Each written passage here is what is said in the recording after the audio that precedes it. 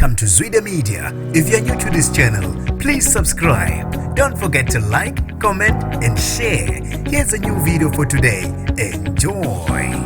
Sebekhalelwe ngamasongo kasigonyele abalisa abasolwa ngokubulala anqwaba yabantu abangu-18 eLusikisiki eEastern Cape. Nginibingelele ezindabeni zezwide-media. Igama lami ngosibonga konke wakandwande Mothanda, ungangibiza intatheli ka-YouTube. Sebekhalelwe ngamasongo kasigonyele abalisa abathathu abasolwa ngokubulala abantu abangu-18 eLusikisiki eEastern Cape.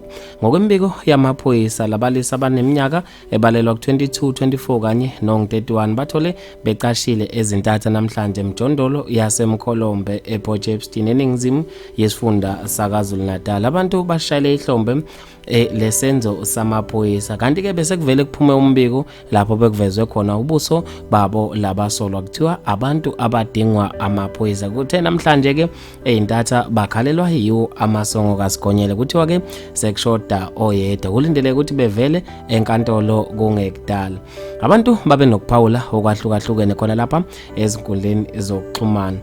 Usisi okacaluza uthe kusho ukuthi baqashe ngoba besaba ukufa, besefaka ama-emoji atshengisa okumangala. Usindi Mboma uthe suka bekumele bafe nabo baboshulana ngoba baphinde bephume beqhubeke la begcine khona. Wathi lona omanqabu uyabona nje ukuthi kade zazimnetha. Uzikode waseqhudeni uthe singawasola nje amaphoyisa ngoba yonke indlela vele umuntu akaze anele, kodwa nje bayasebenza kakhulu labantu uma bethole ithuba. Ulethiwe Mtshali uthe baboshelwe ukuthi beyodla imali yethu yentela, bebuke ne-TV, bondliwe yithina futhi umphakathi lo abawonile.